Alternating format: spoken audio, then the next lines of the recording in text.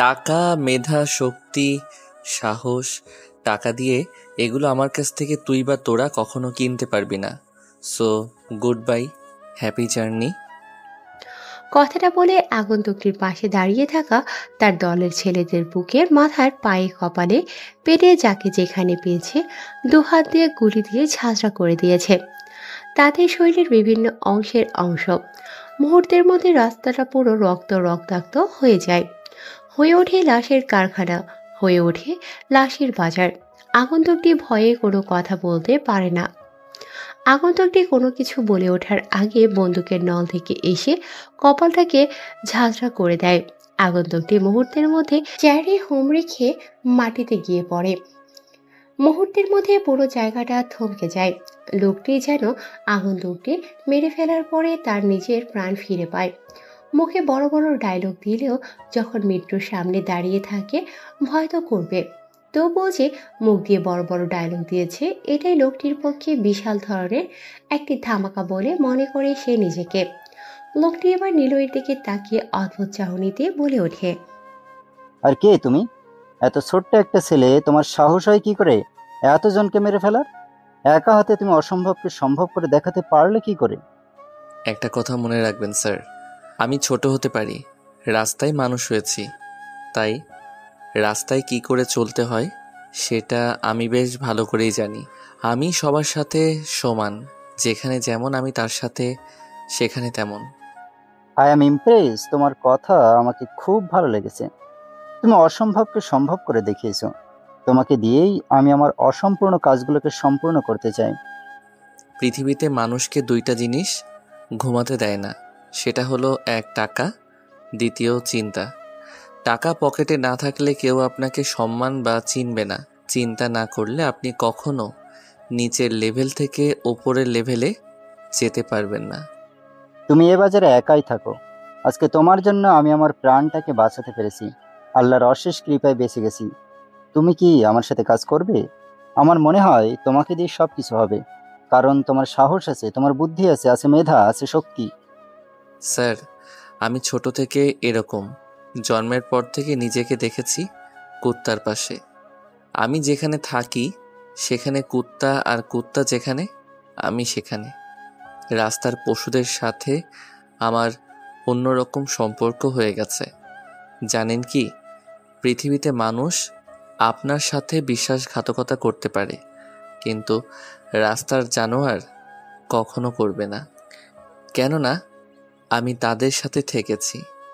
আমি যখন রাতে ঘুমাই তখন তারা আমায় পাহারা দেয়। এসব নিজের চোখে দেখা।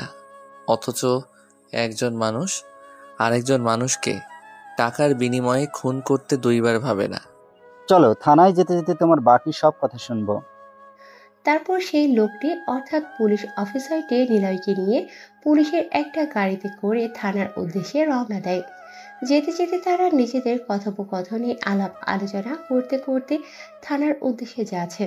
এমন সময় নিলয় আবার বলে ওঠে, হাহাহা, জানেন কি একটা ইতিহাসের কথা? সামনে পিছনে ডানে বামে 10 জন করে মোট 80 জন ছিল আপনার, কিন্তু সেখানে আপনার দুইটা বাঁচার অপশন ছিল, কিন্তু আপনি আপনার মেধা এবং শক্তিটাকে কাজে লাগাতে পারেননি। হ্যাঁ, 80 জন ছিল, কিন্তু তারপরে 2 জায়গা ফাঁকা ছিল আমার বেঁচে থাকার জন্য। সেটা কি করে সম্ভব? আবার হাতে না ছিল অস্ত্র এবং না ছিল আমার কোনো লোক। আমি একা, আর তারা 80 জন। তাদের হাতে বন্দুক, তাদের রাইফেল, চারপাশ দিয়ে লোক দিয়ে ঘিরে রেখেছে। আমি বাঁচতে চাইলেও বেঁচে থাকার মতো কোনো রাস্তা আমি দেখতে পাচ্ছিলাম না। ভুল বললেন স্যার, আকাশ এবং জমিন দুটোই আপনার জন্য উন্মুক্ত ছিল, চাইলে বেঁচে ফিরতে পারতেন। কথা বলতে বলতে দুজন মিলে চলে আসে থানার ভেতরে। গাড়ি থেকে নেমে থানার ভিতরে প্রবেশ করে। থানার ভেতরে প্রবেশ করে কনস্টেবলকে 2 কাপ চা আনতে বলে। এমন সময় সেখানে একজন কনস্টেবল আরেকজন আসামিকে নিয়ে আসে। আসামিটাকে চেয়ারে বসতে দেয়। সেখানে উপস্থিত নিলয় আসে। আসামিটা নিলয়ের দিকে তাকিয়ে বারবার কেমন যেন করছে। কনস্টেবলটি বলে ওঠে, স্যার, এই আসামিটা 3টা রেপ কেসের আসামি, প্রভাবশালী ও টাকা ধন সম্পদ এবং একটা গ্যাংয়ের লিডার হওয়ার কারণে খুব সহজে থানা থেকে বরাবর ছাড়া পেয়ে যায়। কনস্টেবল পুলিশ অফিসারটির মুখে এরকম কথা শুনে সেদিকেই তাকায় নিলয়। নিলয় সেদিকে তাকিয়ে দেখে সেই আসামিটা অঙ্কি ভঙ্গিতে বারবার কি যেন বোঝাচ্ছে। কনস্টেবল পুলিশ অফিসারটি আবার বলে ওঠে, স্যার, শুধু রেপ কেস না, বরং আরো অন্যান্য কেস আছে। বরাবর মেয়েদের রেপ করে আবার জেলে ঢুকে আবার বেরিয়ে যায়। আমার তো মনে হয় তাকে এবারও আমরা আটকে রাখতে পারবো না, তাই ছেড়ে দিলে ভালো হবে। তুমি তোমার দায়িত্ব পালন করেছো, এখন এখান থেকে যেতে পারো। তাকে ছাড়বো নাকি তার ক্লাস নেব সেটা আমি দেখে নিচ্ছি। তোমাকে যখন প্রয়োজন পড়বে আমি ডেকে নেব। এখন তুমি আসতে পারো। কনস্টেবল পুলিশ অফিসারটি ওসি সাহেবের কথা মতো সেখান থেকে চলে যায়। লোকটি কেমন যেন হাতের ইশারায় কোনো কিছু বোঝাচ্ছে। নিলয় এটা দেখে আর সহ্য করতে না পেরে টেবিলের উপরে থাকা ওসি সাহেবের বন্দুকটা হাতে নিয়ে পরপর তিনটা বুলেট মাথার ভেতরে ঢুকিয়ে দেয় আর মুচকি হাসে নিলয়। হা হা হা হা। জানেন কি স্যার, বারবার জেলে ঢোকার থেকে একবারে এক অপরাধের জন্য মেরে ফেলা উচিত। সরকারের টাকা অপচয় নষ্ট না করে বরং সেই টাকাটা দেশের কোনো উন্নয়নের কাজে লাগালে দেশ আরও উন্নত হবে। ওকে, আপনি জেলের ভেতরে ঢুকাবেন, খাইয়ে দাইয়ে ওখানে আপনারা জামাই আদর করবেন। কিছুদিন পর সে জেল থেকে ছাড়া পেয়ে আবার একই কাজ করবে। তার থেকে 3 অপরাধ করেছে, 3 অপরাধের সাজা একসাথে দিয়ে দিলাম, যেটা হলো মৃত্যু। নীলের কথা শুনে ওসি পুরো অবাক হয়ে হ্যাবলার মতো তাকিয়ে আছে হাঁ করে নিলয়ের দিকে। নিলয়কে দেখে অবাকের পর অবাক হচ্ছে ওসি সাহেব। ছোট্ট একটি ছেলে, এত সাহস পাচ্ছে কোথা থেকে? বড় বড় মাফিয়াদের সাথে একাই লড়ে চলেছে। এ পর্যন্ত দুইবার মার্ডার করলো অনেকজনকে। নিজের চোখে এসব দেখে বেশ অবাকের পর অবাক হচ্ছে ওসি সাহেব। ওসি সাহেব বলে ওঠে এবার, আরে তুমি এত সাহস পাও কোথা থেকে? জলজান্ত একজন মানুষকে মেরে ফেললে। এটা আমি এখন কি করে সামলাবো? এটা আইন দেখে নিত। স্যার, এই আইন বলে আমার কানটা পচাবেন না। আইন কিছুই করতে পারিনি ছোটবেলায়। আমি আমার নিজের মাকে খুন হতে দেখেছি, তখন থেকে আমি এই পেশাটাকে নেশা হিসেবে নিয়েছি। হৃদয়ের কথা শুনে ওসি আবার অবাক হয়। ওসি ভাবতে থাকেন কি করে কি করবে, কথা থেকে শুরু করবেন তার প্রথম মিশন, তাও আবার নিলয়কে দিয়ে। নিলয় একাই রাতের আধারে অগোচরে অনেক জায়গায় অনেকভাবে এর আগেও মার সহ অন্যান্য ডাকাতিও করেছে। রেকর্ড আছে তার অনেক জায়গায়, তবে নাম জানে না। প্রমাণবিহীন এই নিলয়ের অস্তিত্বহীন। নীলই বলে ওঠে, স্যার, কুত্তার মতো বেঁচে থাকার থেকে সিংহের মতো একবার হুঙ্কার দেওয়াটা অনেক ভালো। নিলয়ের এরকম সাহস ও কথা দেখে মুগ্ধ হয়ে যায় ওসি। নিলয়ের উদ্দেশ্যে এবার বলে ওঠে, দেখো, তুমি এখন বাসায় যাও, আমি তোমাকে ডেকে নেব। আর হ্যাঁ, তুমি তোমার পজিশন এবং কাজে সতর্ক থাকবে। আইনের দিক দিয়ে আমি তোমাকে সাহায্য করব। ওকে। এরপর নিলয় সেখান থেকে বেরিয়ে পড়ে। ছোট্ট নিলয় ধীরে ধীরে বড় গ্যাংস্টার হতে থাকে, অনেক মিশনে যেতে থাকে। একটা ছোট্ট মিশনের জন্য একাই বেরিয়েছিল, সেখানেই তার চোখ আটকে যায়। কোনো এক অস্থির হরিণী চোখের মায়ায় পড়ে যায়, তার ভালোবাসায় হারিয়ে যায়। তার অস্তিত্ব দেখে ফেলে যার প্রেমে সে মুগ্ধ হয়ে নয়ন ভরা দৃষ্টিতে তাকিয়ে এক অন্যরকম ভালোবাসার চাহনিতে মেতে ওঠে। তার হৃদয় জোড়া যে। নিলয়ের শৈশবের সাথে বেড়ে ওঠে মাস্তানি। মাস্তানি, পাগলামি আর mafia, the godfather, Russia, the super black killer and আন্ডারওয়ার্ল্ডের cyber, the godfather, criminal of the terrorist হিসেবে 18টি দেশে ও দেশগুলোতে তার রাজত্ব চলে, যেগুলো এখনও অজানা এবং ধোঁয়াশা। অন্যদিকে দেখতে সুন্দরী, মায়াবী, রূপবতী, গুণবতী, অপ্সরী, সুবাসিনী, সুখী, শুনি, সুহাসিনী, লাবণ্যময় ভরা মুগ্ধ মাথা, এক অতিম চাহনিতে ভালো লাগা এক অপিময় মানুষ নীলা। নীলা দেখতে অনেক সুন্দর, যেমন তার কথা তেমন তার কণ্ঠ, যেমন তার কণ্ঠ তেমন তার মুগ্ধতা। সে যখন কথা বলে, কথা বলার মাঝখান দিয়ে যেন মুক্তা ঝরে। সে যখন হাসি দেয়, তার সেই হাসি মাখা মুখে হারিয়ে যায় অজানা অনেক মানুষের চিন্তা চেতনা। নীলা দেখতে অনেক সুন্দর। তার বর্ণনা বা ঘটন দিতে গেলে গল্পটি শেষ করা যাবে না। কল্পনার জগতে যারা গল্প শুনছো, ভেবে ভেবে নাও তা আমাদের স্বপ্নের রানীটা দেখতে কেমন হবে। চুলগুলো সিল্কি ছেড়ে দেওয়ার রাস্তা দিয়ে হেঁটে যাচ্ছে নীলা। নীলার সাথে আছে তার বান্ধবী রোজা, শাইলা, শালিনী, কাজল, রূপসা, রূপসানা, পরি, ময়না, সকল বান্ধবী মিলে রাস্তা দিয়ে হেঁটে যাচ্ছে। তার পাশেই দাঁড়িয়ে একের পর এক মারপিট করে চলেছে আমাদের গল্পের হিরো নিলয়। নিলয় আগে থেকেও দেখতে অনেক স্মার্ট, হ্যান্ডসাম, আরও সুন্দর হয়েছে। চুলগুলো স্টাইলিশ করে কাটা, খোঁচা খোঁচা চাঁদদাড়িতে তার সৌন্দর্য ফুটে উঠেছে। যে কোনো মেয়ে দেখলেই তার প্রেমে পড়তে বাধ্য হবে। ধনী পরিবারের মেয়ে হচ্ছে নীলা, অনেক ধনী পরিবারের একটি মেয়ে। নীলা নিলয়ের মারপিট দেখতে থাকে। নিলয়ের আর কোনো দিকে খেয়াল না করে একের পর এক মেরে চলেছে। কী কারণে মারপিট করছে চলুন তাহলে শুনে আসি। যাকে মারছে সেই ছেলেটি বারবার বলছে, ভাই ভুল হয়ে গেছে, ছেড়ে দাও। আর এমন ভুল কখনো করব না। বেঁচে থাকতে কখনো কাউকে লাভ লেটার দেব না, বরং লাভ লেটার দেওয়ার আগে তোমার নামটা স্মরণ করে সরাসরি বিয়ের প্রস্তাব দিয়ে দেব। কেননা আমার শিক্ষা হয়ে গেছে। আল্লাহর দোয়ায় লাগি, আমাকে ছেড়ে দিন। তোরা ভাবলি কি করে এই নিলয় এই শহরে থাকতে তোরা নিলয়ের চোখে ফাঁকি দিয়ে রাস্তায় মেয়েদের ডিস্টার্ব করবি আর নিলয় খবর পাবে না? ভাই ভুল হয়ে গেছে, এবার মতো অন্তত আমাকে ছেড়ে দিন। জীবন থাকতে কখনো আর কোনো খারাপ কাজ করব না। সেটা তো আমি জানি, তবে ছেড়ে দেওয়ার আগে আচ্ছা করে তোদের একটু শায়েস্তা করি। এই বলে নিলয় একের পর এক মারতে থাকে বেল্ট দিয়ে ছেলেটিকে। ছেলেটি শুধু কাতরাচ্ছে আর চিৎকার করছে। ছেলেটিকে এভাবে মারছে দেখে এবারে নীলা এগিয়ে এসে বেল্ট ধরে ফেলে। পেছন থেকে বেল্টকে ধরেছে সেটা না দেখে চড় মারতে যাবে, এমন সময় নিলয় যাকে দেখে তাকে দেখে তো দিন দুনিয়া হারিয়ে ফেলে। কেননা তার সামনে দাঁড়িয়ে আছে স্বয়ং তার স্বপ্নের রানী নীলা। নিলয় বলে ওঠে, নীলা, আমি তোমায় কতদিন ধরে দেখিনি, তোমায় দেখার জন্য ব্যাকুল হয়ে আছি। আমি তোমার পথ চেয়ে দু চোখ নিয়ে তাকিয়ে আছি তোমার ভার্সিটির দিকে। এই তোমার আসার সময় হলো আমার কাছে। কথাগুলো বলে আশা নিয়ে নিলয় তাকিয়ে আছে নীলার দিকে। নীলা এমন শায়রি মাখা মিষ্টি কণ্ঠে নিলয়ের মুখে এরকম কথা ও ডায়লগ শুনে মনও মুগ্ধকর হয়ে যায়। এবার ঝাড়ি দিয়ে নীলা বলে ওঠে, তোকে আর কতদিন বলবো যে তুই আমার পেছনে পেছনে ঘুরবি না? তোকে আমার ভালো লাগে না। আর আমার বাবা জানলে তোকে মেরে ফেলবে। তুই একটা মাস্তান, তুই একটা সন্ত্রাসী, তুই একটা গডফাদার। তোর ভয়ে সব বাঘে মহিষে এক ঘাটে পানি খায়। কথাটা শুনে হো হো করে হাসতে থাকে নিলয়। নিলয় নীলার দিকে তাকিয়ে একের পর এক বেল্টের আঘাত দিতে থাকে ছেলেগুলোর পিঠে। এবার নীলা থামিয়ে দিয়ে বলে ওঠে, বেঁচে থাকার জন্য ভালো মানুষ হতে হয়, আর সমাজে মাথা উঁচু করে দাঁড়াতে সম্মানের প্রয়োজন হয়। আমাকে পেতে হলে ভালো মানুষ হতে হবে, ভালো কাজ করতে হবে, তবেই আমাকে পাওয়া সম্ভব। এইসব রাস্তায় মারপিট করে আমাকে ইমপ্রেস করা যাবে না।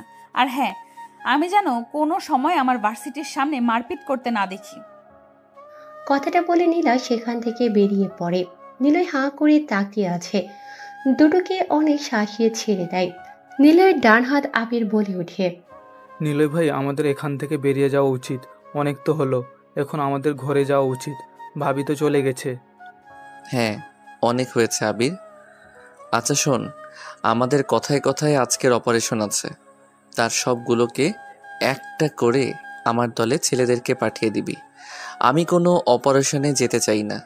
আজকে আমি আমার প্রিয় মানুষটার কাছে রাতে একান্তভাবে দেখা করতে চাই।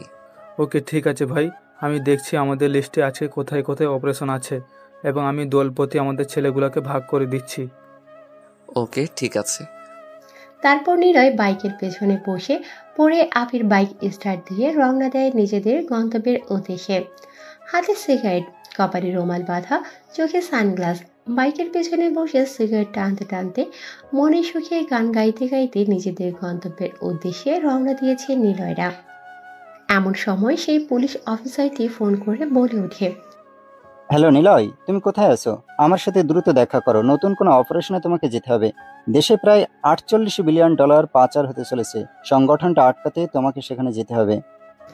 কথাটা শুনে হাত থেকে সিগারেটটা ফেলে দেয়, গাড়িটাকে দাঁড় করায় রাস্তার পাশে।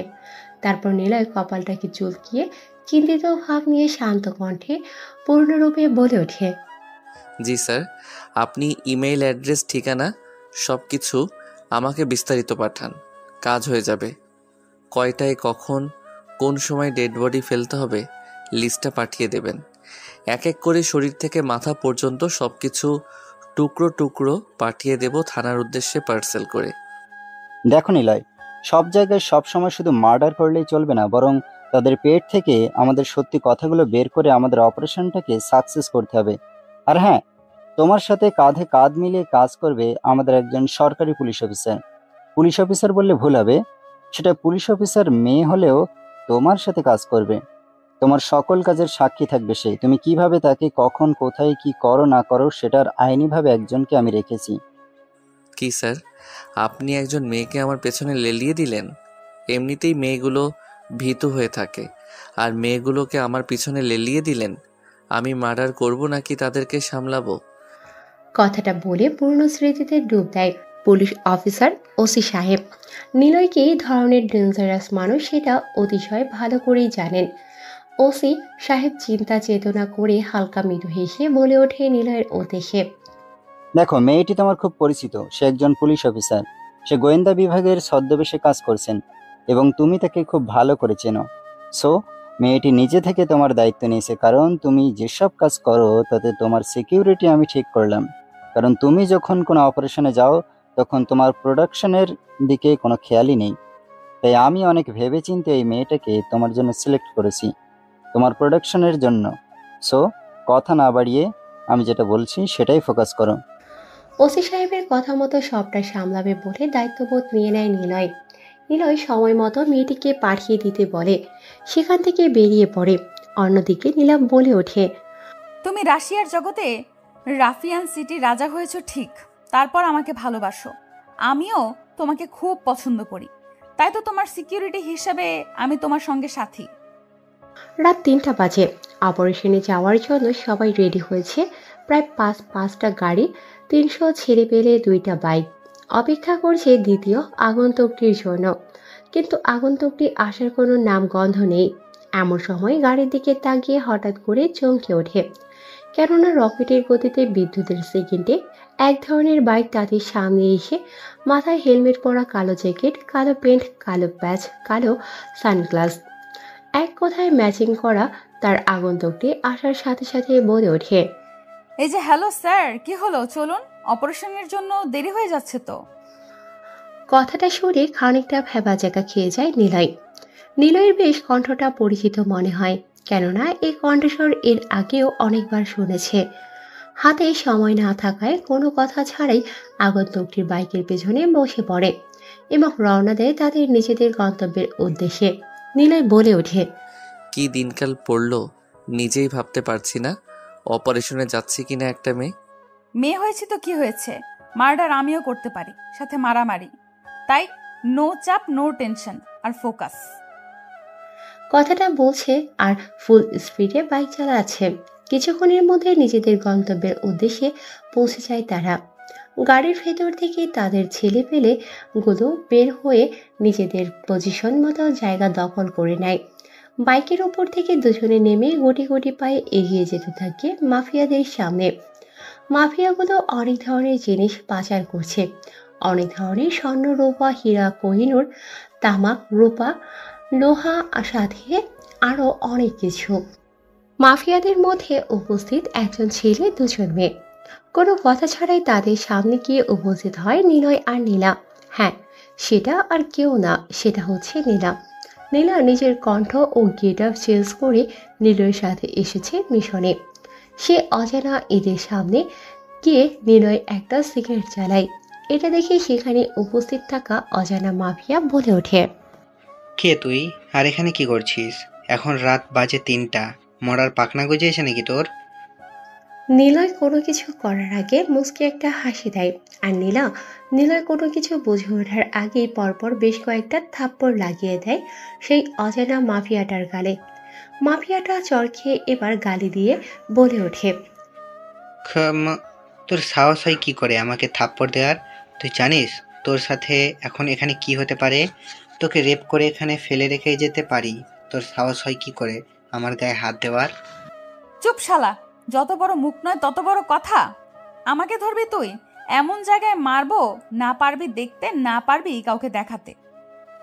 কথাটা শুনে নিলয় এবার অবাক হয়ে রেগে গিয়ে নীলার মুখের উপর হাত দিতে চাইবে। এমন সময় নিলয় তার হাতটা ধরে ফেলে, উল্টো করে পেঁচিয়ে ধরে। পেছন থেকে ছোট্ট চাইনিজ রূপার তৈরির চাকুটা বের করে কেস করে শরীর থেকে হাতটা আলাদা করে ফেলে। মুহূর্তের মধ্যে হাতটা রাস্তার উপরে পড়ে এদিক ওদিক লাফাতে থাকে। এটা দেখে খানিকটা ভয় পেয়ে যায় নীলা। নিলয় কোনো কথা বলে না, কাউকে কোনো কিছু বলার সুযোগ না দিয়ে একের পর এক কলা গাছের মতো কেটে ফেলতে শুরু করে মাফিয়াদের শত্রুদের। এক এক করে সবাইকে মেরে ফেলে মাফিয়াটা, আর মেয়েটা এখনো সেখানে বেঁচে থাকে। কোনো কথা ছাড়াই তাদেরকে নিয়ে গাড়িতে বসে আর রওনা দেয় নিজের গন্তব্যের উদ্দেশ্যে। কিছুক্ষণের মধ্যে সেখানে এসে পৌঁছে যায় তারা। চারদিকে অন্ধকার আচ্ছন্ন একটি রুম, বেঁধে রাখা হয়েছে চেয়ারের সাথে দুজনকে। মাথার উপরে হলদে রঙের জিরো পাওয়ারের একটি বাতি জ্বলছে। মিটমিট করে চোখ খুলছে সে দুজন ব্যক্তি। তাদের সামনে বসে আছে নিলয়, সাথে সেই আগন্তুকটির পরে আছে মুখে মাস্ক লাগানো, চুলগুলো পেছন দিয়ে স্টাইলিশ করে আটকে রাখা। নিলয় সেদিকে কোনো খেয়াল নেই। লোক দুটি কোনো কথা ছাড়াই সিগারেটের আগুন দিয়ে তাদের হাতের উপর চেপে ধরে চিৎকার করতে থাকে ছেলে ও মেয়েটি। নিলয় বলে ওঠে, নিলয়, এই শহরে থাকা সত্ত্বেও তোরা এই শহরে এসেছিস রাজত্ব করতে। দেখ নিলয়, তোর সাথে আমাদের কোনো শত্রুতা নেই, তবে তুই যদি শত্রুতা করিস তাহলে তোর সাথে শত্রুতা করতে আমরাও ভয় পাবো না। তাই নাকি? তোরা তাহলে আমাকে মারবি? আমার এলাকা, আমার শহর, আমার রাজ্যে, আমার রাজত্বে ঢুকে আমাকে হুমকি দিচ্ছে। মাফিয়ারা কখনো কারো রাজ্যে যেতে ভয় পায় না, হয়তো তারা পায় যারা বাঘের চামচাগিরি করে। কথাটা শুনে নীলার বেশ খারাপ লাগে। নীলা এবার বলে ওঠে, তোর এত বড় কলিজা, তুই আমার দেশে আমার সাথে শত্রুতা করে আমাদের দেশের সম্পদ লুটপাট করে তুই তোর দেশে নিয়ে যাবি, আবার তুই মাফিয়া, তার উপর হুমকি দিচ্ছিস। এতগুলো তোর বিরুদ্ধে অভিযোগ হওয়া সত্ত্বেও তুই এত সব পাস কোথা থেকে? আমি মরবো শিওর, মরার আগে তোমাদের একটু শাসিয়ে যাওয়াটা বীরত্বের কাজ। তাহলে তুই মরার জন্য তৈরি হয়ে নে, তোকে মারার জন্য আমি একাই যথেষ্ট। এই বলে নীলা যখনই গুলি করতে যাবে তখনই নিলয় থামিয়ে দেয়। নিলয় বলে ওঠে,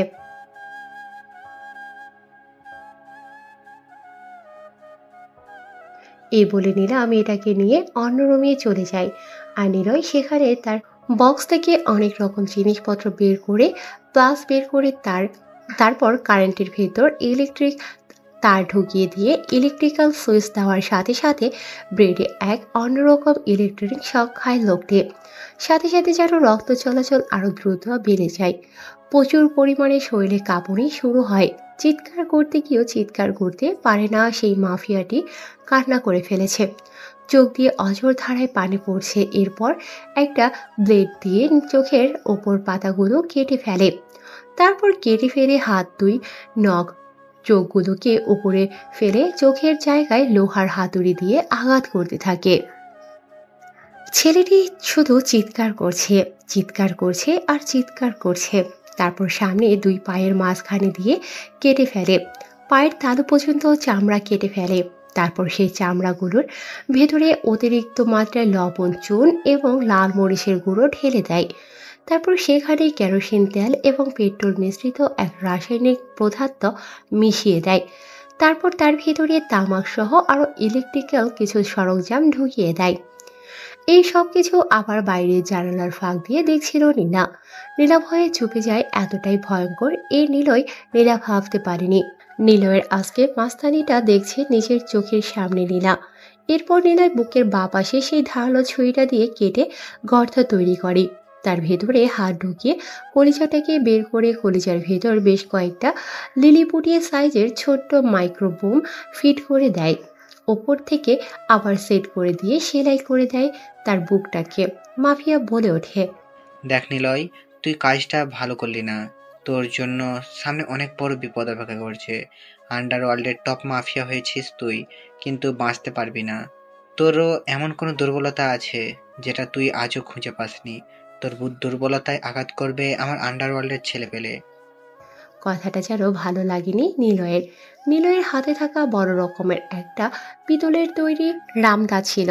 রামদাটা উঠিয়ে মাথার মাঝ বরাবর কোপ মারে, সাথে সাথে মাঝখান দিয়ে মাথাটা দুভাগ হয়ে গলা থেকে ঝুলে পড়ে। তারপর গলার মাঝ বরাবর মারে আরেক কফ।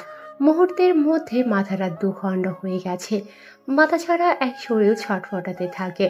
সাদা ফ্লোরের ওপর দাদা লাল রং বয়ে যাচ্ছে। তারপর নীলা সেখান থেকে চলে যায় সেই মেয়েটির কাছে।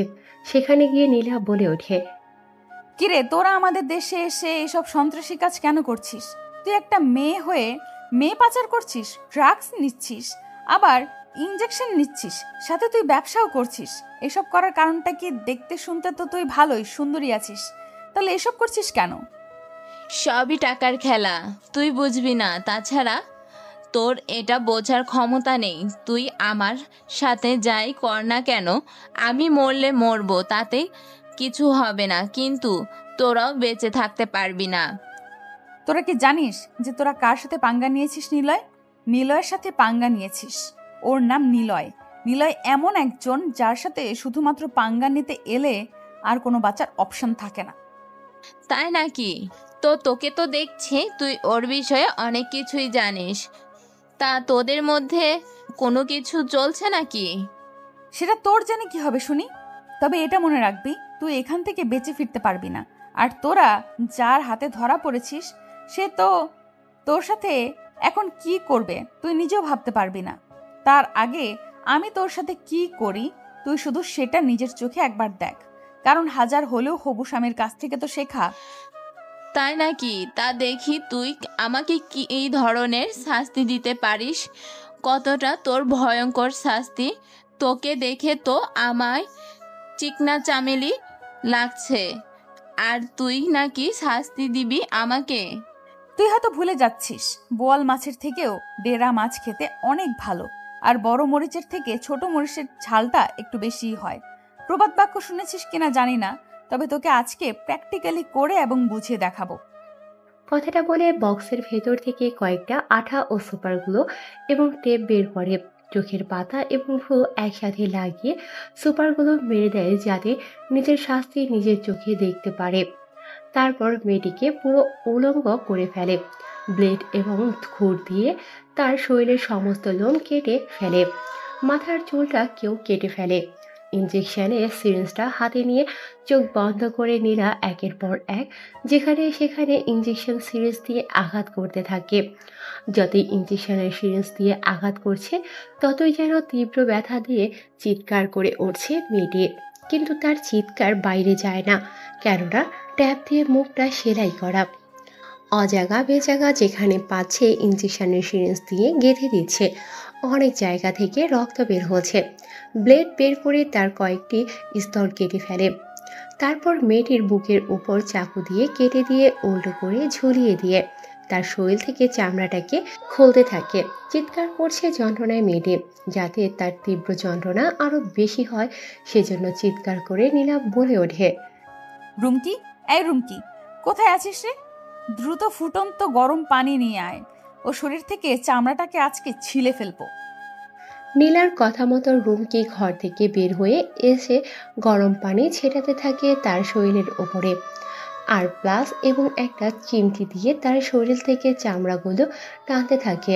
মাথার চুল পর্যন্ত পুরো চামড়াবিহীন দেহটাকে উল্টো করে ঝুলিয়ে রেখেছে। শরীরটা পুরো রক্তহীন হয়ে গেছে। শরীরের রক্ত পড়া বন্ধ হয়ে গেছে।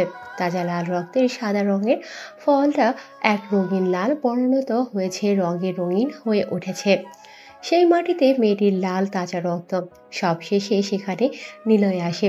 নিলয় আসার সাথে নীলাও এখান থেকে বেরিয়ে যায়। তারপর নিলয় বলে ওঠে, ভেবেছিলাম তোর সাথে অন্য কিছু করব, কিন্তু মেয়েটা যে তোর সাথে এমন কিছু করবে ভাবতে পারিনি। তবে যেটা করতে চেয়েছিলাম সেটা যেহেতু হয়নি, তাহলে অন্যরকম তোকে শাস্তি দেব, তৈরি হয়ে নে। কথাটা বলে নিলয় রূপা, স্বর্ণা, তামাক এবং পিতল মিশ্রিত একটি কুড়াল নিয়ে একের পর এক মেয়েটির শরীরে চামড়া না থাকার টুকরো টুকরো পিস হয়ে মেয়েটির শরীর থেকে চামড়াগুলো খসে পড়েছে। কয়েক জায়গার হাড্ডি কেটে পড়ে যাচ্ছে। মেয়েটি অনেক আগেই মারা গেছে। সমস্ত শরীরটাকে পিস পিস করে তার ভেতরে থাকা সেই সব অঙ্গপ্রত্যঙ্গকে কেটে টুকরো টুকরো করে দেয়। তারপর তার পোষা মাছের কারখানায় প্যাকিং করে পাঠিয়ে দেয় তাদের দেহগুলো। তারপর সেখানে ফ্রেশ হয়ে বেরিয়ে পড়ে সব কিছু ফোন করে বুঝিয়ে বলে ওসি সাহেবকে এবং প্রমাণ তুলে দেয় তার হাতে। পরের দিন সকালে ভার্সিটিতে বসে আছে নিলয়। নীলা সবেমাত্র ক্লাস করে বের হচ্ছে, এমন সময় নিলয় ডাক দিয়ে বলে ওঠে, এই নীলা, আই লাভ ইউ। আমি তোমায় ভালোবাসি, বিয়ে করতে চাই তোমাকে। তোমার জন্য সব কিছু করতে আমি রাজি। তোমাকে পেতে হলে আমি সব কিছু ছাড়তে রাজি, কিন্তু তোমায় আমার লাগবেই। দেখ, তুই দেখতে শুনতে ভালো বলে বারবার তুই আমাকে ডিস্টার্ব করতে পারবি না। আর হ্যাঁ, আমি তোকে আগেই বলেছি, আমাকে পেতে হলে তোর মাস্তানি ছাড়তে হবে। ওকে, ঠিক আছে, আজ থেকে সকল রকম মাস্তানি তোর কথায় ছেড়ে দিলাম, কিন্তু তোকে আমার হতেই হবে। আর এরপরে যদি তুই আমার সাথে গাদ্দারি করিস তাহলে পুরো দেশটাকে তোলপাড় করে দেব। আমাকে পাওয়ার কথা ছেড়ে দে, আগে নিজে কিভাবে ভালো হবি সেটা ভেবে দেখ। কারণ তুই না ভালো হলে আমাকে কোনো দিন পাবি না, আর আমি কোনো দিন মাস্তানকে সারা জীবনের সঙ্গী বানাবো না। তাই সময় থাকতে নিজেকে গুছিয়ে নে, যদি আমাকে পেতে চাস তবে। নিলয়, সেই নিলয় কখনো কোনো কাজে ব্যর্থ হয়নি। যদিও সফলতা পেতে দেরি হয়েছে, কিন্তু সে সেটাকে অর্জন করে নিয়েছে। তাই আমাকে বাধা দিবে এমন কোনো শক্তি নেই এই রাশিয়ার রাফিয়ান জগতে। এমন সময় বসে আছে বাইকের উপরে নিলয়। ওসি সাহেব ফোন করে বলে ওঠে, সামনে নির্বাচন, তুমি তোমার পজিশন এবং প্রস্তুতি নিয়ে নাও। তোমাকে ফুল পারমিশন দেওয়া হলো। যাকে যখনই ইচ্ছে তুমি মেরে ফেলতে পারো, শুধু অন্যায় দেখলে ওপারে পাঠিয়ে দেবে, তবে প্রমাণটা আমার হাতে তুলে দেবে। সরি স্যার, এই মুহূর্তে আমি আমার সকল রকম মাস্তানি এবং রাশিয়ার রাফিয়ান জগৎটা আবিরের হাতে তুলে দিচ্ছি। আমি কয়েকদিনের জন্য ইস্তফা রিটার্ন নিয়ে একটু রেস্টে থাকতে চাই। দেখো নিলয়, তুমি হয়তো ভুলে যাচ্ছ, তুমি যেই নীলাকে পাওয়ার জন্য এসব করছো, সে নীলাই হয়তো একদিন তোমার না হতেও পারে। কারণ তুমি যে জগতে আসো সেই জগৎটা সত্যি খুব ভয়ানক। এখানে মানুষ ঢুকতে পারে কিন্তু বের হতে পারে না, তবে বের হলেও শুধুমাত্র তার মৃত লাশটাই বের হয়। জানি স্যার, তবে মরতে আমি ভয় পাই না। তবে ভালোবেসে মরলে আমার লস নেই। তাকে আমি ভালোবেসে ফেলেছি, তাকে পাওয়ার জন্য আমি সব কিছু করতে পারি। আপনার কাজ হয়ে যাবে, আমি তো আছি, তাই না? তবে ভালোবাসাটাকে অর্জন করতে আমি সব কিছু করতে রাজি। ওসিকে আর কোনো কিছু বলার সুযোগ না দিয়ে ফোন কেটে দেয় নিলয়। এরপর নিলয় বাইক নিয়ে বেরিয়ে পড়ে রাস্তাঘাটে। তেমন কোনো জায়গায় আর মারপিট করে না বলে নিলয়ের উপরে এখন থেকে অনেক রকমের অত্যাচার শুরু হয়। অনেক জায়গায় নিলয়ের উপরে হামলা, তাকে পুলিশ গ্রেপ্তার করার সাহস পায় না। নিলয় একদিন বাজারে বসে চা খাচ্ছে, তারই পাশে নীলা কিছু কিনছে। কেউ কাউকে দেখেনি। নিলয় মনে সুখে চা খাচ্ছে। অনেকটা মারপিট আগে থেকে কমিয়ে দিয়েছে। সাধারণ মানুষের মতো জীবনযাপন করতে চেষ্টা করছে। এমন সময় হঠাৎ করে কোথা থেকে একটা গরম বুলেট এসে নিলয়ের পাশ দিয়ে বেরিয়ে গিয়ে লাগে এক বৃদ্ধ ব্যক্তির গায়ে।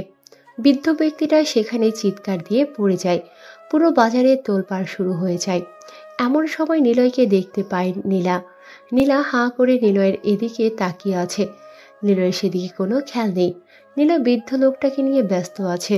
নিলয়ের পিছনে মাননীয় স্পিকারের ছেলে তৈমুর একটা বড় ধারালো ছুরি নিয়ে এগিয়ে যাচ্ছে। আপনাদের নিশ্চয়ই জানার ইচ্ছে করছে যে কে এই তৈমুর, কোথা থেকে মাননীয় স্পিকারের ছেলে আসলো। আসলে মাঝখানে ঘটে গেছে অনেকগুলো কাহিনী। নীলার বাবা মা মাননীয় স্পিকারের ছেলে তৈমুরের সাথে বিয়ে দেওয়ার চেষ্টা করে। সেখানে বাধা হয়ে দাঁড়ায় নিলয়। নিলয় বারবার গিয়ে বাধা দিয়েছে। অনেক ভালোবাসে, যেটা দেখা সম্ভব নয় বা ওজনে মাপা সম্ভব নয়। এমন সময় দেখতে পায় তার পেছনে মাননীয় স্পিকারের ছেলে বড় একটা ধারালো ছুরি নিয়ে আসে আঘাত করার জন্য। যখনই আঘাত করতে যাবে তখনই নিলয় সেখান থেকে উঠে গিয়ে শুরু করে দেয় তার মাস্তানি। মুহূর্তের মধ্যে চোখগুলো লাল বর্ণ ধারণ করে। একের পর এক মারপিট হতে থাকে সেখানে। মাননীয় স্পিকারের ছেলে অনেকগুলো ছেলেকে নিয়ে আসে, প্রায় 25 থেকে 35 জনের মতো ছেলে পেলেকে নিয়ে মারপিট শুরু করে। রাস্তার মাঝখানে আবির খবর পায়নি যে নিলয় ভাই বিপদে পড়েছে, না হলে সে তার দলকে নিয়ে এখনই ছুটে আসতো। নীলা সবটা দাঁড়িয়ে দেখছে। একের পর এক মারপিট হতে থাকে, একের পর এক মারপিট করতে থাকে। যখন যেটা পাচ্ছে তখন সেটা দিয়ে মারপিট করছে। তারা 35 জন, আর নিলয় একাই তাদেরকে মারছে, আবার নিলয় তাদের কাছে থেকে মার খাচ্ছে। এভাবে অনেকক্ষণ মারপিট চলে। কেউ হক স্টিক দিয়ে মারছে, কেউ ব্যাট দিয়ে মারছে, আর নিলয় একাই তার হাত দিয়ে তার নিজের শক্তি ও পাওয়ারের কামাল দেখাচ্ছে। হঠাৎ করে এমন সময় নীলা চিৎকার দিয়ে বলে ওঠে, নিলয় নিলয় নিলয় নিলয়। হঠাৎ করে নীলার কণ্ঠস্বর শুনতে পেয়ে নিলয় মারপিট বন্ধ করে দেয়। এদিক ওদিক তাকাতে নিলয়ের চোখ আটকে যায় নীলার দিকে। এমন সময় নিলয় তৈমুরকে মারতে যাবে, হঠাৎ তার মনে পড়ে যায় নীলাকে দেওয়া কথা, সাথে সাথে হাত নামিয়ে ফেলে। এই সুযোগে তৈমুর একের পর এক তার দলকে নিয়ে মারতে থাকে। পাগলের মতো দাঁড়িয়ে থেকে তাকিয়ে আছেন, কেউ কিছু বলছে না, অবাক হয়ে তাকিয়ে আছে। সমস্ত বাজার হাট ব্রিজ জমজমাট হয়ে গেছে, সবাই তাকিয়ে আছে। 35 জন মিলে একাই মারতে থাকে নিলয়কে। নিলয়ের শরীরটা রক্তে রক্তাক্ত হয়ে গেছে, তবুও নিলয় কারো গায়ে হাত দেয় না, কেননা কথা দিয়েছে সে নীলাকে। এমন সময় নীলা আবার চিৎকার দিয়ে বলে ওঠে, নিলয় উঠে দাঁড়াও, আর কত মার খাবে? আমি তোমাকে বলছি, তুমি তোমার পাল্টা প্রতিবাদের জবাব দাও, তাদেরকে মারো, তোমার পাওয়ার তাদেরকে দেখিয়ে দাও। কথাটা শুনতে পায় পড়ে থাকা মাটিতে নিলয়। নিলয় মাটি থেকে উঠে দাঁড়ায়। উঠে দাঁড়ানোর সাথে সাথে লোহার পাইপের রডটা নিয়ে একের পর এক মারতে থাকে, কারো পায়ে তো কারো হাতে, আবার কারো মাথায় তো কারো কপালে। এভাবে একের পর এক মারতে থাকে। প্রায় কম বেশি সবাইকে মেরে ফেলেছে, সবাই মাটিতে গড়াগড়ি খাচ্ছে। এখনো কয়েকজন আছে যাদের সাথে একের পর এক লড়াই হচ্ছে তৈমুরের দলের সাথে। তৈমুরের দলের লোকেরা মার খেয়ে মাটিতে ঘর বেড়াচ্ছে। এমন সময় নীলা দেখতে পায় নিলয়ের পেছনে তৈমুর একটা ধারালো ছুরি নিয়ে যাচ্ছে, আর নিলয় একাই মারপিট করছে। এমন সময় নীলা দেখে ফেলার সাথে সাথে নিলয়ের পেছনে গিয়ে দাঁড়ায়, আর কোনো কিছু বুঝে ওঠার আগে তৈমুর ছুরিটা ঢুকিয়ে দেয় নিলয় বলে নীলার পেটে। মুহূর্তের মধ্যে নীলা এক চিৎকার দেয়। চিৎকার শুনে পেছনে ঘুরে তাকায় নিলয়। নিলয় নিজের চোখে যা দেখতে তাতে পাগল হয়ে ওঠে।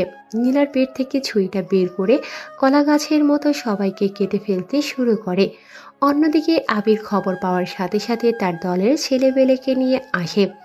মানুষজন চারদিকে ছোটাছুটি করছে, আর রেপ পুলিশ, বিজিবি, বিডিআর সবাই এক এক করে ঘটনাস্থলে আসতে থাকে। নিলয় যখন একাই মারপিট করছিল তখন আবির তার দলবলকে নিয়ে আসার আগে তৈমুর নীলাকে নিয়ে সেখান থেকে পালিয়ে যেতে নিলে আবিরের দল আচ্ছা মতো ধোলাই করে। এক পর্যায়ে তৈমুর সেখান থেকে নিজের জান নিয়ে পালিয়ে যায়। মারামারির মধ্যে নিলয়ের কোনো দিকে তেমন কোনো খেয়াল ছিল না, এখনো মারপিট করে চলেছে পাগলের মতো। কখন বা কিভাবে নীলাকে কারা নিয়ে গেছে সেটা বলতে পারে না নিলয় বা আবির ও তার দলবল। মারপিট শেষে এক পর্যায়ে নিলয় খেয়াল করে নীলার দিকে। 4-5টা পাগলের মতো উন্মাদ হয়ে খুঁজতে থাকে, কিন্তু তাকে কোথাও খুঁজে পায় না। চিৎকার করে ডাকতে থাকে, নীলা নীলা নীলা, তুমি কোথায় আছো? একবার সাড়া দাও আমার ডাকে।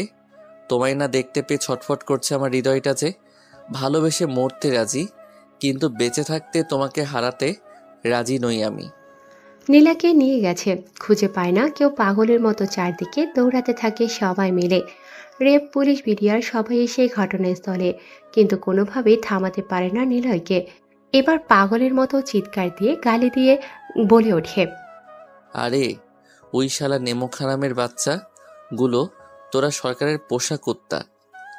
যদি নিজেদের মায়ের দুধ খেয়ে থাকিস তাহলে আমার সাথে লড়াই কর, আর যদি নিজেদের জীবনের মায়া থাকে, নিজের সন্তানকে পিতৃহারা এবং নিজের স্ত্রীকে বিধবা, তোমাদের মা বাবার কোল খালি করা ইত্যাদি যদি না চাও, এখান থেকে যেভাবে এসেছিলে ঠিক সেভাবে বেরিয়ে যাও, নয়তো শ্মশান ঘাট লাগিয়ে দেব। নিলয় পুরো পাগল হয়ে উঠেছে। পুরো রক্তের নেশায় মেতে উঠেছে নীলাকে কোথাও দেখতে না পেয়ে। নিলয়ের চিৎকার চেঁচামেচি শুনে সেখান থেকে বেরিয়ে পড়ে তারা। তারা এসেছিল মাননীয় স্পিকারের কথা শুনে, কেননা তার ছেলে যে এখানে এসেছে তার ছেলেকে যেন সে বাঁচাতে পারে। কিন্তু পালিয়ে গেছে অন্যদিকে মাননীয় স্পিকারের ছেলে তৈমুর।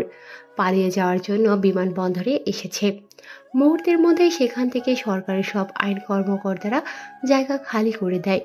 নিলয় পকেট থেকে ফোনটা বের করে কল করে সেই ওসির নাম্বারে আর বলে ওঠে, স্যার আপনি কোথায় আছেন? আমি আমার জান পাখিটাকে খুঁজে পাচ্ছি না। আইনিভাবে আপনি আমাকে সাহায্য করুন, নয়তো তোলপাল লাগিয়ে দেব। আমি এয়ারপোর্টে গেলাম, কারণ আমি খবর পেয়েছি তৈমুর দেশ ছেড়ে পালিয়ে যাচ্ছে। সেখানেই তার লাশটাকে ফেলে দেব আমি। ওই স্কিপারের ছেলে হোক বা সরকারের, সেটা দেখার প্রয়োজন নেই।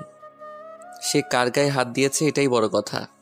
নিলয় পাগলামি করো না, দেখো আমি কোনো কিছু করছি। আইন নিজের হাতে তুলে নিও না। সে একটা মাননীয় স্পিকারের ছেলে, তুমি তাকে হত্যা করতে পারো না। তার শাস্তি আইন দেবে। তুমি যেখানে আসো সেখানেই থাকো। স্যার দেশ ও দেশের বাইরে শুধু একটাই নাম আছে, সেটা হলো নিলয়। আর এই নিলয় যেটা করতে চাই সেই কাজে কেউ বাধা দিলে তার প্রাণ পাখিটা উড়ে যায়। ওসিকে আর কোনো রকম কথা বলার সুযোগ না দিয়ে মুহূর্তের মধ্যেই রওনা দেয় রাশিয়ার বিমানবন্দর সিকিউরিটি হাইজেক কনফারেন্স রুমের উদ্দেশ্যে। প্রায় 35টিরও বেশি হেলিকপ্টার আকাশে উড়াল দেয়। 300-র বেশি রেড রোজ কার রওনা দেওয়া হয় সেই জায়গার উদ্দেশ্যে। সেই 300টি গাড়ির মধ্যে প্রায় 250 কেজি গাড়ি গোল্ড দিয়ে তৈরি। রাশিয়ার হাজার হাজার মানুষ তাকিয়ে আকাশের দিকে। আকাশে উড়াল দিয়েছে অসংখ্য পাখির মতো হেলিকপ্টার। শুধু চারদিকে শুধু মৌমাছির মতো আওয়াজ করেই চলেছে এবং চারদিকে আওয়াজ শোনা যায়। পুরো বিমানবন্দর ঘিরে ফেলা হয়। কয়েক ঘন্টা অতিক্রম করে ঘিরে ফেলা হয় সেই দেশের সরকার সহ আইনবাহিনী থামাতে পারেন নিলয়কে। হেলিকপ্টারগুলো ল্যান্ড করে বিমানবন্দরে। অসংখ্য মানুষ তাকিয়ে আছে। বিমানবন্দরের ভেতর থেকে শার্টের গলা ধরে বের করে নিয়ে আসা হয় তৈমুরকে। চেয়ারের সাথে বেঁধে রাখা হয়েছে রাস্তার উপরে তৈমুরকে। কিছুক্ষণের মধ্যে সেখানে রেড গোল্ড দিয়ে তৈরি করা একটি হেলিকপ্টার ল্যান্ড করে। কয়েকজন বডিগার্ড গিয়ে জানালা খুলে দেয়। হেলিকপ্টারের ভেতর থেকে এক আগন্তুক বের হয়। সেটা আর কেউ না, সেটা হচ্ছে নিলয়। নিলয় গুটি গুটি পায়ে এগিয়ে আসতে থাকে তৈমুরের সামনে। সামনে আসতেই পেছন থেকে একটা সোফা সেট এনে পেছনে দেয়। পায়ের ওপর পা দিয়ে বসে পড়ে নিলয়। হাতের সিগারেট নিয়ে একের পর এক টানতে থাকে। কোনো কথা ছাড়াই বন্দুকটা হাতে নিয়ে নিলয় হাতে পায়ে কয়েকটা গুলি করে। এসব করার আগে একটা ক্যামেরা ওপেন করে তার দিকে ধরে থাকে আর সবটা ভিডিও করে আপলোড করতে থাকে লাইভের মাধ্যমে সমস্ত জনপ্রিয় অ্যাপসগুলোতে। মাননীয় স্পিকারের ছেলে সেখানে অনেক নৃশংসভাবে পুরো রাশিয়ার তোলপাড় লাগিয়ে দেয় নিলয়। নিলয় চারদিকে নীলার ছবি সহ পোস্টার ছাপিয়ে নেয়। কেউ কোনো খবর দিতে পারে না। পরিবেশটা থমকে আছে 7 দিন ধরে। চারদিকে নীলাকে খুঁজে বেড়ায়, কিন্তু কোথাও নীলাকে খুঁজে পায় না। নীলার অপারেশন চলছে। অপারেশন শুরু হয়েছে। ডক্টররাও অপারেশন করছে একের পর এক। সুইটার আঘাত অনেক গভীরে গিয়েছে। রাশিয়া থেকে তাকে নিয়ে যাওয়া হয় ইরানে। ইরানে তার বাবা মা নিয়ে যায় তার মামার বাড়িতে। সেখানেই তার অপারেশন চলছে। তার অপারেশন শেষে তাকে কেবিনে নিয়ে যাওয়া হয়েছে। নীলার বাবা মা সেখানে অপেক্ষা করছে। নীলার মা বলে ওঠে, সব তোমার জন্য হয়েছে। আজ যদি আমার মেয়েটার ভালোবাসা মেনে নিতে, তাহলে আমার মেয়েটাকে আজকে এখানে এভাবে মরার মতো পড়ে থাকতে হতো না। ঠিকই বলেছ, সব আমার জন্য হয়েছে। আমি ভাবতে পারিনি ওই মাননীয় স্পিকারের ছেলে আমার মেয়েটাকে খুন করবে। হ্যাঁ, এখান থেকে শুধু যেতে দাও, আমি ওকে ছাড়বো না। তুমি ওকে কি ছাড়বে না? হ্যাঁ, ওকে হয়তো এতক্ষণে মেরি মাটিতে পুঁতে ফেলেছে নিলয়, কারণ নিলয় নীলাকে খুব ভালোবাসে। আর মাননীয় স্পিকারের ছেলে হাত দিয়েছে নীলার গায়ে। মাননীয় স্পিকারের ছেলেকে হয়তো এতক্ষণে পুঁতে ফেলেছে মাটির নিচে। এটা অবশ্যই তুমি ঠিকই বলেছ। হয়তো সে আর বেঁচে নেই। চারিদিকে নিলয় জানি না এখন কি করছেন। হয়তো তোলপাড় লাগিয়ে দিয়েছে সারা দেশে। আমাদের যত তাড়াতাড়ি সম্ভব এখান থেকে ফিরতে হবে, না হলে সামনে বিপদ অপেক্ষা করছে। তাদের কথা বলার মাঝখানে এসে হাজির হয় ডক্টর সাহেব। ডক্টর সাহেব একটা খবরের কাগজ আর নিউজ নিয়ে আসেন হন্তদন্ত হয়ে বলে ওঠে, আরে এ তো দেখি আপনার মেয়ে নীলা। আর এই ছেলেটা পাগলের মতো তাকে ভালোবাসে। খবরে কাগজ সহ অনেক নিউজ চ্যানেলে খবর ছড়িয়েছে, সারা দেশে আপনার মেয়েকে খুঁজে বেড়াচ্ছে। আর আপনি কিনা তাকে এখানে নিয়ে এসেছেন। ছেলেটা তোলপাড় লাগিয়ে দিয়েছে সারা দেশে। এমনকি সে এটাও বলেছে সারা দেশে সে যুদ্ধ লাগিয়ে দেবে যদি নীলাকে খুঁজে না পায়। এমনকি সে হুমকিও দিয়েছে, সাথে অনেকজনকে মেরে ফেলেছে। এবং বর্তমানে সে এই যে দেখেন জেলখানার ভেতরে আছে। সে নিজেই ধরা দিয়েছে এবং ৭২ ঘন্টা সময় দিয়েছে আপনাদের রাশিয়ার সরকারকে। ৭২ ঘন্টার মধ্যে নীলাকে যদি তার কাছে নিয়ে না যাওয়া হয় তাহলে জেল ভেঙে বের হয়ে এসে পুরো তোলপাড় লাগিয়ে দিবে রাশিয়ার জগতে। খবরের কাগজটা পড়তে থাকে নীলার বাবা ও মা। অন্যদিকে নীলার জ্ঞান ফিরতে থাকে। ৪৮ ঘন্টা অলরেডি হয়ে গেছে। অনেক আগেই থানাসহ থানার আশপাশটা ঘিরে রাখা হয়েছে আবিরের লোক ছেলে পেলে দিয়ে। অসংখ্য হেলিকপ্টার সহ বিভিন্ন ধরনের মডেলিং কার এবং বাইক। পুরো রাশিয়ার শহরটা ব্লক করে রাখা হয়েছে। বিভিন্ন ভবন সহ সংসদ ভবন বন্ধ করা হয়েছে। অন্যদিকে নিলয়ের জ্ঞান ফিরতে নিলয় দেখতে পায় তাকে শিকড় দিয়ে বেঁধে রাখা হয়েছে একটা ছোট্ট লোহার খাঁচায়। এটা দেখে নিলয় চিৎকার দিয়ে হাসতে থাকে। তার এই হাসিটা যেন জেলার অফিসে কক্ষ পর্যন্ত এবং পুরো থানাটাকে কাঁপিয়ে তুলেছে। নিলয় চিৎকার দিয়ে বলে ওঠে, আর সময় মাত্র কয়েক ঘন্টা, অলরেডি ৪৮ ঘন্টা চলে গেছে। ধ্বংসের জন্য তৈরি হয়ে যাও। আমাকে আটকে রাখবে রাশিয়ার জগতে এমন কোনো জেলখানা তৈরি হয়নি এখনো। আমি না চাইলে কেউ আমাকে বাধা দিতে পারবে না। জেলটা আমার জন্য একটা ঘর, আর ঘর থেকে বের হতে কারো পারমিশনের প্রয়োজন হয় না। নিলয়কে ছোট্ট রুমে বেঁধে রাখা হয়েছে, তবুও যেন তার পাগলামো কমছে না। একের পর এক আঘাত করছে দেয়ালে, নিজের রাগটাকে কমানোর চেষ্টা করছে। অন্যদিকে পুরো বাজার হাটঘাট কর্মসংস্থান বন্ধ হয়ে গেছে চারদিকে। শুধু নিলয়ের ছেলেপেলেগুলো ঘুরে বেড়াচ্ছে। শুধু যে রাশিয়ার জগতে নিলয়ের ছেলেপেলে আছে সেটা কিন্তু নয়, আমাদের বাংলাদেশ সহ আরও অন্যান্য দেশগুলোতে তার সকল গ্যাংয়ের ছেলেদের নিয়ে যায় রাশিয়ার জগতে, আর সেখানে নিয়ে গিয়ে পুরো দেশকে তোলপাড় শুরু করে দেয়। এতগুলো ছেলেপেলেকে দেখে হিমশিম খায় রাশিয়ার সরকার, তাই কোনো কিছু করতে পেরে ওঠে না।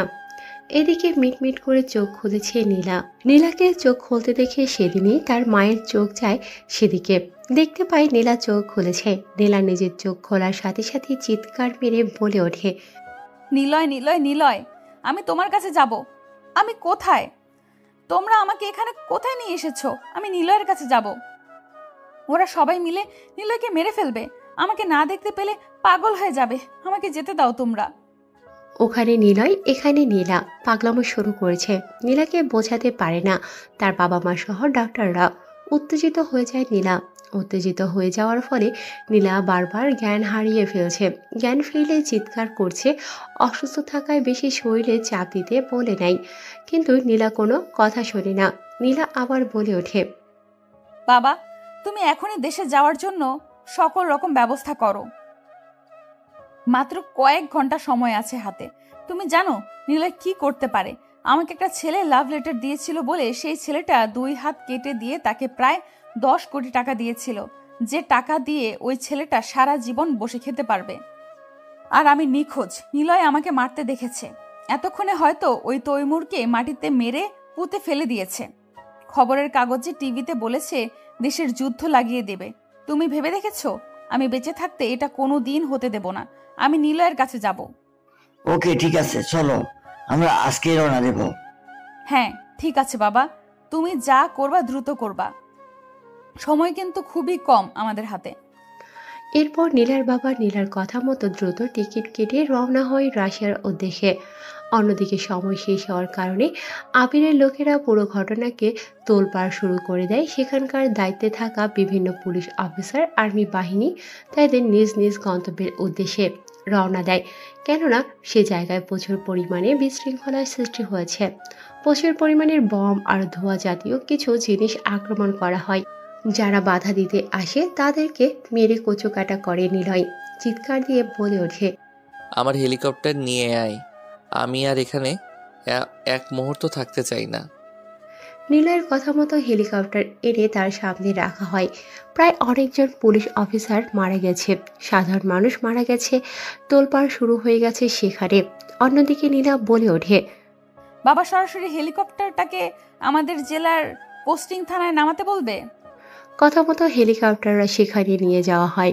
সবেমাত্র হেলিকপ্টারে পা দিয়ে চড়বে নিলয়, এমন সময় পেছন থেকে শুনতে পায়, নিলয় নিলয় নিলয়, আমি এসে গেছি। নিলয় হঠাৎ করে কারো কথা শুনে পেছন ঘুরে তাকিয়ে তো অবাক। হেলিকপ্টার থেকে এক লাফ দিয়ে দৌড়ে গিয়ে আষ্টে পিষ্টে জড়িয়ে ধরে সেই ব্যক্তিটিকে। গালে মুখে কপালে ঠোঁটে চোখে চুমো দিয়ে ভরিয়ে দিতে থাকে নিলয় নীলার। নীলাও যেন নিলয়ের এরকম ভালোবাসায় নিজেকে উজাড় করে দিচ্ছে। ভালোবাসার পরশ মনের কথা বলে। তাদের এই ভালোবাসা যেন সবাই দেখে মুগ্ধতা প্রাণ ফিরে পায়। নিলয়ের পাগলামি যেন ঠান্ডা হয়ে যায় মুহূর্তের মধ্যে। মারপিট কাটাকাটি সব বন্ধ হয়ে যায়। নিলয় পাগলা মধ্যে ছেলেটা যেন হাসি মুখে বরণ করে নেয় নীলাকে। নীলা বলে ওঠে, আমি ছিলাম না বলে তুমি এরকম পাগলামি করেছো। তোমাকে বলেছিলাম না যে তুমি পাগলামি করবে না? দেখো তো তোমার পাগলামির জন্য দেশের আজকে কত বড় ক্ষতি হয়েছে।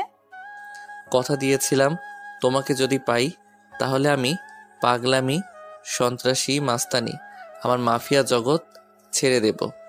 কিন্তু যখন তোমাকেই পাচ্ছিলাম না তখন আমি নিজেই নিজের মধ্যে ছিলাম না। তাই তো তোলপাড় লাগিয়ে দিয়েছি। যা ক্ষতি হয়েছে তা আমি জরিমানা দিয়ে দেব দেশের গভর্নমেন্টের কাছে। পাগল, আমিও তো তোমাকে ভালোবাসি। তোমাকে ছাড়া আমি কি করে একা চলতে পারি? মরলে দুজনে আর বেঁচে থাকলে দুজনে। সত্যি আমাকে ভালোবেসে ধোকা দিয়ে পালিয়ে যাবে না তো? ছেড়ে যাবে না তো আমাকে? কখনো যাব না। তাদের এই ভালোবাসা সারা বিশ্বের কাছে ছড়িয়ে পড়ে। অমর হয়ে থাকে তাদের ভালোবাসার ইতিহাসের প্রথম রচনার পাতা হিসেবে। ব্যবহৃত হয় তাদের ভালোবাসা। ইতিহাসে ভালোবাসার জন্য পাগল ছেলেটি যখন হয়ে ওঠে মাস্তান। ইতিহাস পর্বটি ইতিহাসের পর্দায় তুলে ধরা হয়। রাশিয়ার গভর্নমেন্ট তাদের বিয়ের সমস্ত দায়িত্ব নেয়। দেখতে দেখতে বিয়ের দিন হয়ে যায়। সারা বিশ্বে তাদের বিয়ের তোলপাড় লাগিয়ে দিয়েছে। দেখতে দেখতে বিয়ের পর্ব শেষ করে তারা অপেক্ষা করছে নিজেদের নতুন পথ চলা শুরু করার পর্বে। ভালো থাকুক ভালোবাসা, বেঁচে থাকুক আমাদের অডিয়েন্সের আশা আকাঙ্ক্ষা এবং তাদের স্বপ্নের সব গল্প কথা। ধন্যবাদ সবাইকে।